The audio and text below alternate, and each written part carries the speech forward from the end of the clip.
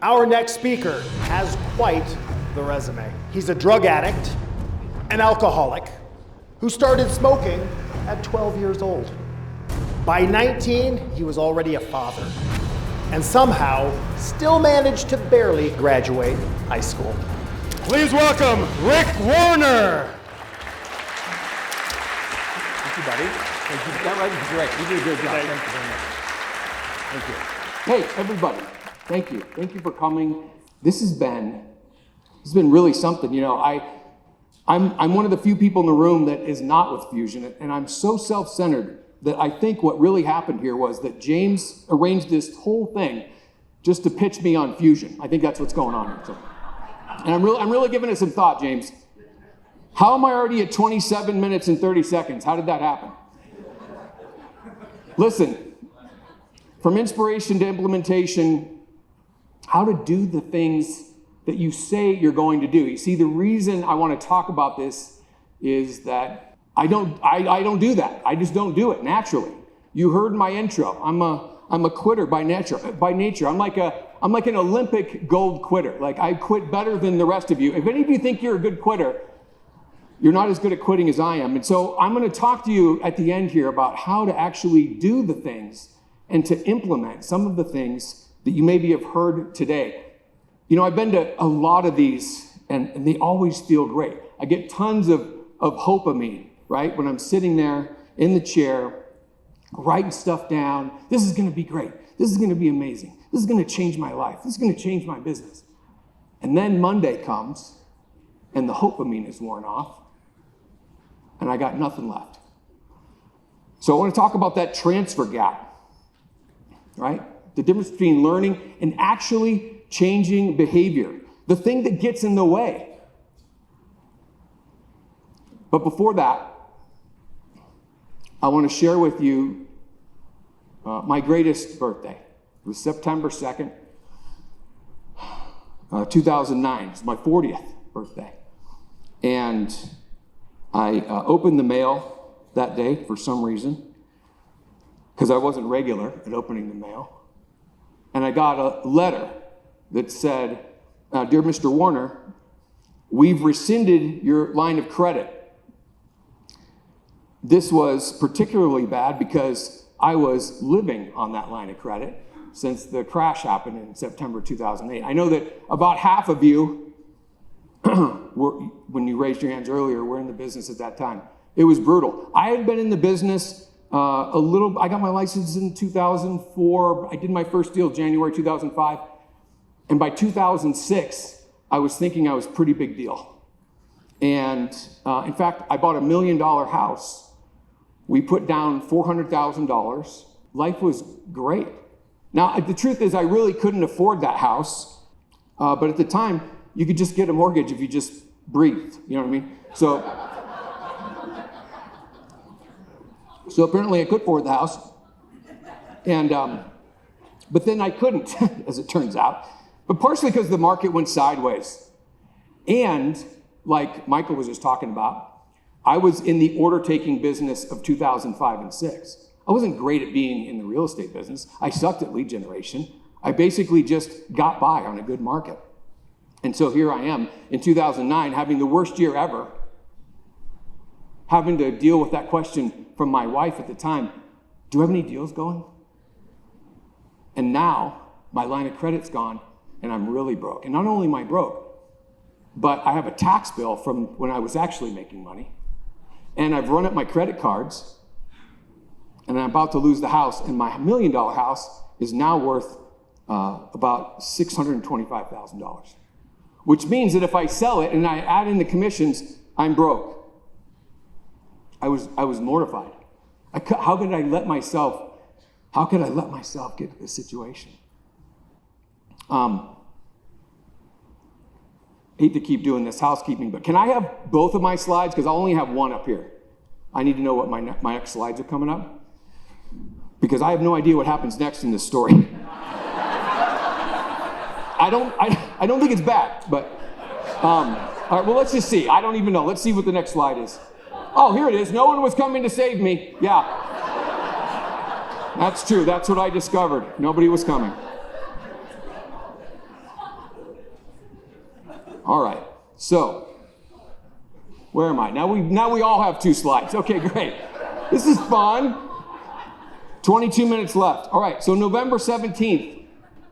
What happened in November 17th, 1989? Well, what happened was this situation that I was in here in 2009 on my birthday reminded me of November 17th, 1989. I was 20 years old. As you heard earlier, I was a father of a baby that I didn't want to be a dad to. I was living in a tool shed behind a driving range, and I was 100% addicted to drugs and alcohol. I could not live life on life's terms. I was also completely clueless of how bad my life had gotten. I was living in some weird, made-up reality. But on November 17th, 1989, that little guy, there's my baby, but that's me.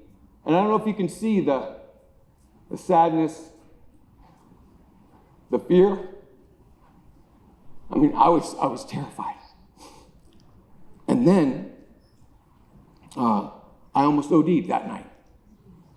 And I had what they call in Alcoholics Anonymous a moment of clarity, where I could see my life for what it really was. No longer the fantasy bullshit story I was telling myself. And that little baby, that I was his dad. And I had a good dad. And I was not being a good dad to this little guy. And so the next day, I went to an Alcoholics Anonymous meeting. And I learned some stuff there that would be the foundation of a whole lot of personal development. Because after I took the drinking away, what I really found out was that I had a thinking problem. So November 18th, 1989 was day 1. And when I got there was a fellowship. I learned how to be accountable. And what they talked about was faith without works was dead. That I could learn all the things that I want. I could read books and listen to speeches. But unless I took actual action, nothing was going to change. And eventually, I was just going to end up right back where I was. Insight followed the action, not the other way around. I definitely found out that I could do things that I didn't think I was capable of doing. So today's October 24th, 2025, and today is 13,124 days sober for me.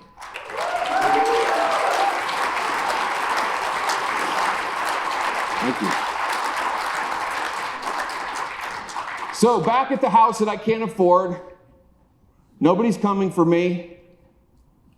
Do I need to get a real job? That's already been mentioned like 4 times today. I'm like, did they look at my slides? How many of you ever thought, did I need to get a real job when you're in the real estate business? If you're in your first couple of years of being with Fusion, by the way, or if you're in the first few years of being in real estate, it definitely can feel like that. But what I figured out was there was no better opportunity for me than being in the real estate business, given my almost high school education that I'd had after all. And just like 20 years before that, I was going to need to get some help. Like was just mentioned, I was not going to do this alone. I was not going to do this on my own. So I had started working for this brokerage that offered a course. It was $800. I didn't have $800.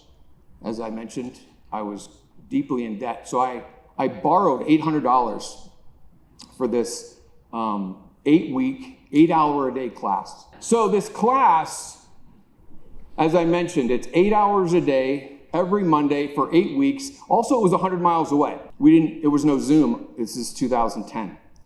So it was a couple months after this kind of meltdown that I was having. And what happened was, at 11 o'clock on this class, this slide, that slide came up on the screen. And this isn't exactly right, but it was, hey, I'm taking this really great class right now. This is a script we were supposed to read. I'm taking this really great class right now, and we're having a contest to see who can generate the most leads. So who do you know that's thinking about buying a home, selling a home, or investing in real estate that I could call today? And I read that slide, and I said, there is no way I'm going to read that script. That's just not who I am. And then I thought, nobody's coming to save me. So I tucked myself away in a hallway. Like, it was a big room like this, but I found a little hallway, and I scrolled through my phone, and I skipped the A's because I probably called the A's all the time, and I went to the B's, and I found this guy, Barry.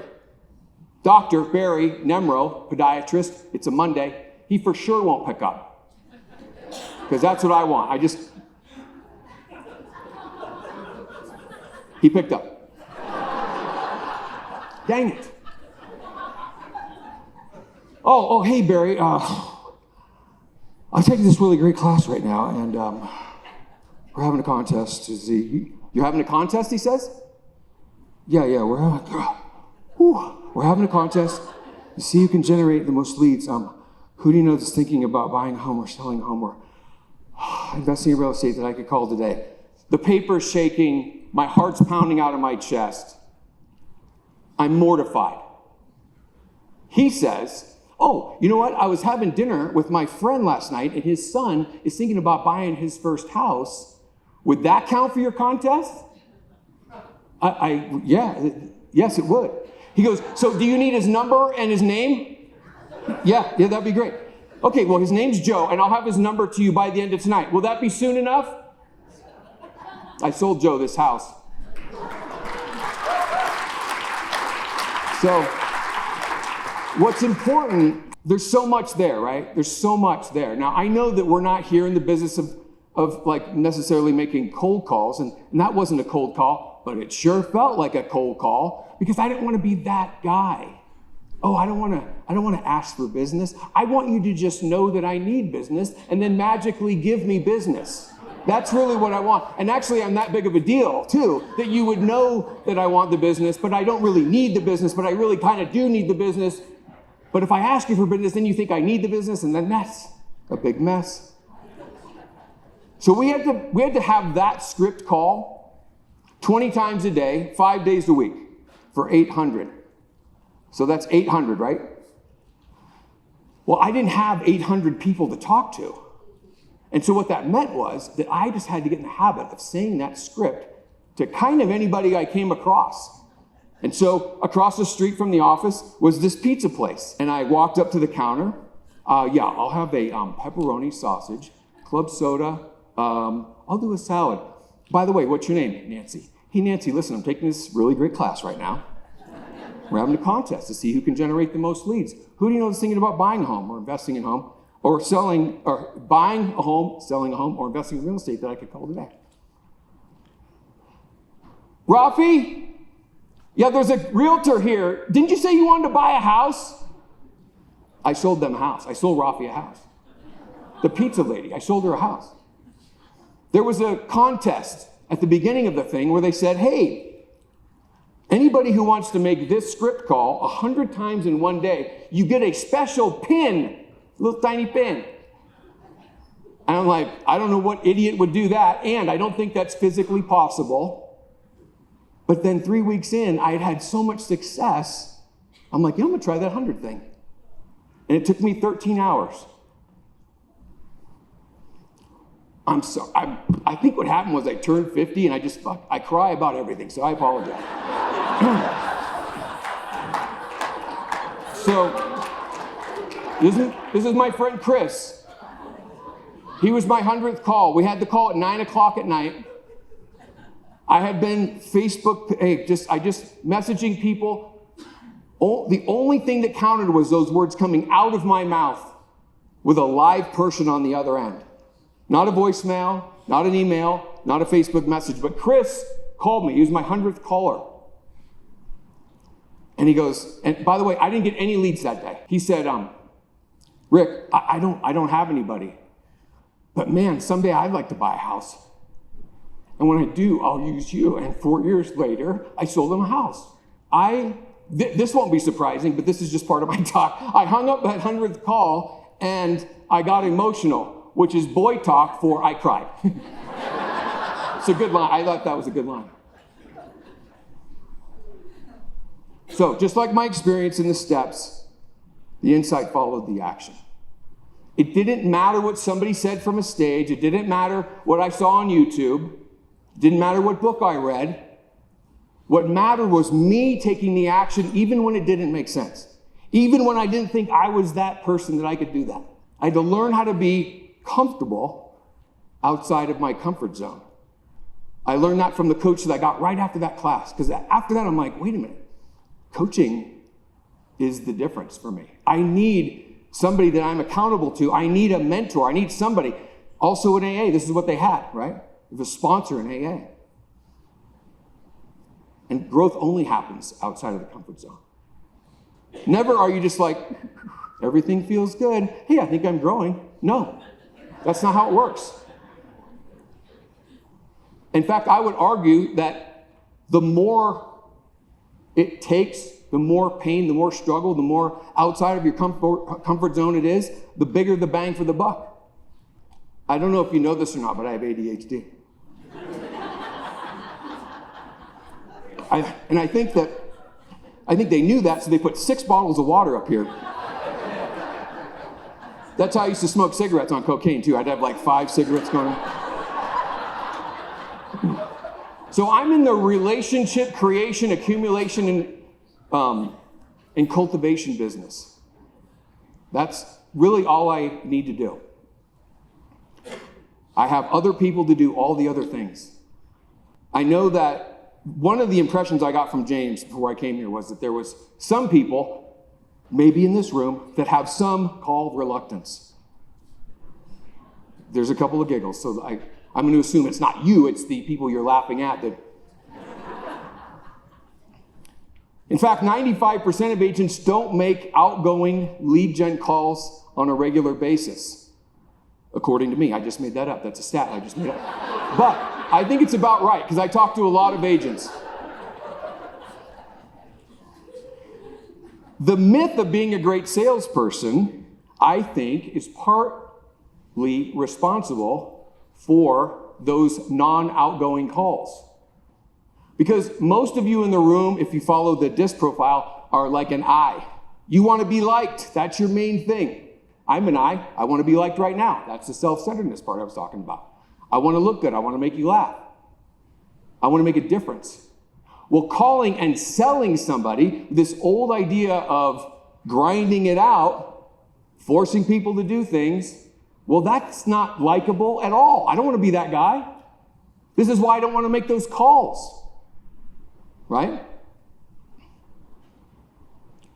That experience might occur as I'm afraid to make those calls. But really, it's anxiety. The difference between fear and anxiety is fear, there's actually bodily harm coming your way. My God, there's a dog. Okay, there's an actual dog. There's a glass as well. But anxiety, it just seems like there's a dog. And the reason I'm making that distinction is we don't want to treat fear. That's good. You want that. That's keeping you alive. We want to, and we can, manage anxiety. We want to treat and manage that anxiety. And there's 1,000 ways to do it. I'm not going to get into those, a couple of them, but of course there's medication, but exercise, breathing, there's so many things you can do to, in fact, just doing the things that you're supposed to do. Me making those calls, conquering your fears, or actually your anxiety. But at the center of all this, anxiety is you making it about you. Ooh, that's going to leave a mark. Because a lot of you guys don't even know that that's what you're doing. There's nothing wrong with it, but every one of you does it. I do it. I'm doing it right now. I will do it all the time. I'm going to do it now, and now. Everything I'm doing is about me. And the only time it's not about me is when I'm being purposely saying to myself, okay, this next thing I'm going to do, that's going to be about somebody else. And I have to be purposeful about it. Now, it can become a habit, but it's totally human to be self-centered. We're just designed that way. We're survival. We have a survival mechanism inside of us, but we don't have a surthrival, right? We have only survival. So we have to be purposeful. But the good news is, the silver bullet, which is actually in your thing here, the fusion thing. Good stuff, huh, James? The silver bullet to your self-centeredness is to serve others. You can bypass all the analytics and the therapy and the medication, the whole thing, because in any given moment, you can actually just decide, right now, I'm going to serve somebody else. Right now, when this client is telling me he wants to buy this house, and I'm looking at it like somebody you mentioned earlier, going, no, this is not the right house for you. Then I go, no, this is not the right house for you. Right? That's not about me. That's about me serving them. That when the phone call comes in and somebody wants to ask me questions that have nothing to do with business, that I take the time to serve that person. By the way, this is not the same as people pleasing. Any recovering people pleasers in the room? All my eyes? Yeah. People pleasing is a lie. You're not helping anybody, in case nobody's told you that yet. So there's a difference. People pleasing is avoiding somebody else's reaction. Serving others is authentically giving without anything expected in return. Great salespeople serve, period. When it comes to closing deals, Brian was talking about closing. By the way, all the eyes in the room when he was talking were like, oh my God, that sounds terrible. Don't make me close, please, don't do that. Okay, maybe only me. I guess I was the only guy there. That's how I felt. But you can close when you know, and this is what James was talking about, when you know you're the best person for the job, then you have a responsibility to close. Because if you don't do that, then we don't know who they're going to end up with. Find a need, fill a need. That's our job. And that's not just for sales. That's with our spouses, that's with our kids, that's with our friends. Find a need, fill a need. That's what serving is. Solve the puzzle together. Not on the other side of the table. What are you looking at? How can I be with you where you are? Not me over here by myself. Do I have time to talk about becoming a runner? Okay, really quick. So I started dating this girl, and she said, do you want to go for a run? And my head said, that sounds like a really bad idea. And then my mouth said, sounds good. So we went on what seemed like a several-mile run. Turns out it was only one. I know that I hated her at the end. And she said, how was that? I said, great. She says, great, because we're doing a 5K on the 4th of July. This is June 30th. I'm like, a 5K? Is that like 1,000 miles? I don't even know what a 5K is. So we did the 5K. Or we were at the beginning of the 5K, I should say. And she said, listen, we've only got one rule. And that is, we don't stop. Yeah, right? We can go slower, no stopping. Oh, all right. There's the only one rule. I still don't have 2 slides up here, just, flying blind. All right. And then she said also, remember this. Your body is willing. It's your mind that's weak. Rude. There's my mantra. Okay, there it is. Now, if you're thinking to yourself, this woman sounds like the devil, she is. That's Rebecca. That's not a costume. This is how she looks all the time. That was me. That was me right around the time I met Rebecca. I feel like I look a little better now. That was 35 pounds heavier, and obviously I hadn't shaved in a couple days. But here's what happened. When I started that 5K, like something happened. I'm like, hey, I wonder if I could do a little more of this. And also what happened was I would send her little pictures of my runs. And she would go, good job, because I was practicing for a 10K. And I'm like, man, I wonder if this would work with the things that with all the other things I don't want to do. I mean, that's not true. I want to do them, but I'm not doing them. I want to do them, I'm not doing them. Meditation, reading spiritual books. calling 10 people a day, having 3 face-to-face meetings a day, writing 2 thank you cards a day, making videos, going to meetings. What if I did something like that, but I told somebody else I was going to do it? And then I would be like using my ego kind of against me or for me. You do not rise to the level of your goals. You follow the level of your systems. James Clear, Atomic Habits. If you haven't read it, it's a great book. Darren Hardy, you will never change your life until you change something you do daily. The secret of your success is found in the daily routine. So I created the Daily Navigator. Now I'm going to blast through this because I have 56 seconds left, and I've got 9 more minutes and 50 more slides. Hold on. So this is a tool to be used every day that you want to be held accountable for the things you want to be held accountable by, and by the people you choose, an accountability group. This is a must-do list. It's not a to-do list. These are things that you're committing to. This is what it looks like, and I'm going to just blast through this whole thing because what's important about it is that you are sending this via picture to your accountability group that's made up of a mentor, a peer, and a mentee.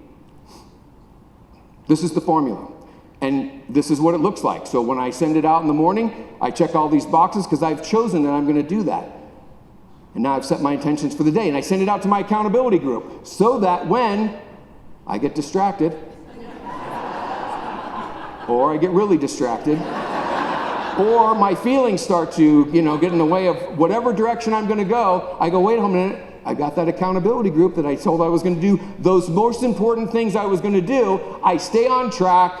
I finish it up, I send it back out to them, they're happy, and I get to experience finishing my day, which most agents don't get to do. That was 6 years ago. I've done that 1,500 times. It's made a difference in my life. The result is consistent production, a sense of accomplishment every day, no longer working 24/7, regular days off. I lost 30 pounds. Oh, and I did continue to run. I ran the Chicago Marathon, the New York Marathon, the San Francisco Marathon, under 4 hours, by the way, on that one. Thank you. A whole bunch of other races. In fact, on Sunday, a week from tomorrow, I'm running another half marathon in San Francisco. Even though I wasn't a runner. So, there's something really happening here. Fusion has set the stage for you in a way that nobody else is doing. The only thing that you need to do is that part where you're reaching out to those people. And the thing that's getting in your way is there's nothing wrong with you, but it is between your ears. There's a way to do those things, and the insight follows the action. So follow your coaches. Listen to the people that are your mentors, people that are doing what you want. In AA, they have a thing that says, go where we go, do what we do, and you'll get what we got. That has been my experience. That will be your experience here. Find a mentor in this group and be amazed at what your life can become. The last thing I want to say is that because I didn't tell you anything about my business, I do, between $20 and $30 million a year, which a lot of you do more than that. But I also rarely work more than 40 hours a week. And I almost never work nights and weekends. So the combination of those two things, I live in 2 parts of California. I live in Northern California and downtown Little Italy. I live this amazing life as a result of doing the things that I just shared with you. So I don't want that to just be hopamine. I want that to be something that turns into implementation on Monday. James is going to send you that Daily Navigator if you want a copy of it so you can use it yourself. But really, it's just about getting accountable and deciding, I'm going to do things even if I don't feel like doing it. Thank you, guys.